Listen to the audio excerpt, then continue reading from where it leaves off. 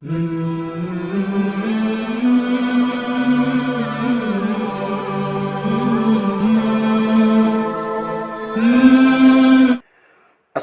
علیکم ورحمۃ اللہ وبرکاتہ۔ ناظرین، امید کرتا ہوں کہ آپ سب بخیر و عافیت ہوں گے۔ آج کی ویڈیو میں آپ کے سامنے شب برات کے حوالے سے چند ضروری باتیں پیش کرنے جا رہا ہوں۔ امید ہے کہ آپ سب ضرور بغور سماعت فرمائیں گے۔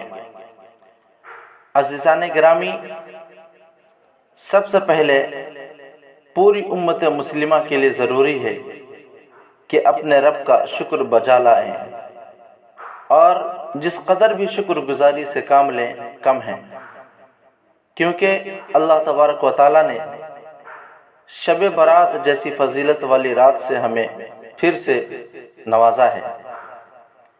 اس رات کے سلسلے میں دارالعلوم دیوبند کا ایک فتویٰ ہے جو میں آپ کے سامنے پیش کر دینا مناسب سمجھتا ہوں۔ کسی نے سوال کیا ہے، شب برات کی حقیقت کیا ہے؟ سوال کا دوسرا جز ہے، شعبان کی رات کی اہمیت کے بارے میں بتائیں۔ اس پر دارالعلوم نے جو جواب دیا ہے وہ آپ کے سامنے پیش کر رہا ہوں۔ 15ویں شعبان کی رات شب برات کہلاتی ہے۔ اس رات میں اللہ تعالیٰ اپنے بندوں کو گناہوں سے بری اور پاک صاف کرتا ہے، یعنی مغفرت چاہنے والوں کی بے انتہا مغفرت فرماتا ہے، جیسا کہ بہت سی احادیث میں آیا ہے۔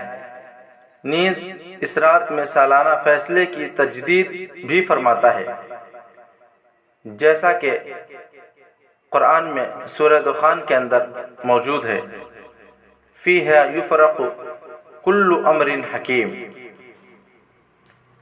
اس رات کے سلسلے میں حضرت اقدس مفتی تقی عثمانی صاحب مد ظلہ العالی کا بھی ایک بیان ہے جو آپ کے سامنے پیش کر دینا مناسب سمجھتا ہوں۔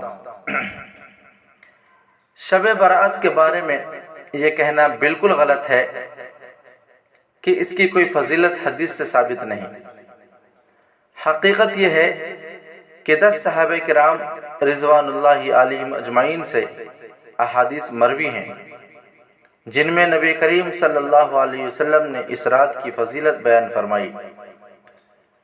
ان میں سے بعض احادیث سند کے اعتبار سے بے شک کچھ کمزور ہیں، اور ان احادیث کے کمزور ہونے کی وجہ سے بعض علماء نے یہ کہہ دیا کہ اس رات کی فضیلت بے اصل ہے۔ لیکن حضرات محدثین اور فقہا کا یہ فیصلہ ہے کہ اگر ایک روایت سند کے اعتبار سے کمزور ہو لیکن اس کی تائید بہت سی احادیث سے ہو جائے تو اس کی کمزوری دور ہو جاتی ہے۔ اور جیسا کہ میں نے عرض کیا کہ 10 صحابہ کرام رضوان اللہ علیہم اجمعین سے اس کی فضیلت میں روایات موجود ہیں، لہذا جس رات کی فضیلت میں 10 صحابہ کرام رضوان اللہ علیہم اجمعین سے روایات مروی ہوں، اس کو بے بنیاد اور بے اصل کہنا بالکل غلط ہے۔ امت مسلمہ کے جو خیر القرون ہیں، یعنی صحابہ کرام رضوان اللہ علیہم اجمعین کا دور، تابعین کا دور، تبع تابعین کا دور، اس میں بھی اس رات کی فضیلت سے فائدہ اٹھانے کا اہتمام کیا جاتا رہا ہے۔ لوگ اس رات میں عبادت کا خصوصی اہتمام کرتے رہے ہیں، لہٰذا اس کو بدعت کہنا یا بے بنیاد اور بے اصل کہنا درست نہیں۔ صحیح بات یہی ہے کہ یہ فضیلت والی رات ہے۔ اس رات میں جاگنا اور عبادت کرنا باعث اجر و ثواب ہے اور اس کی خصوصی اہمیت ہے۔ حوالہ اصلاحی خطبات جلد 4 صفحہ 258۔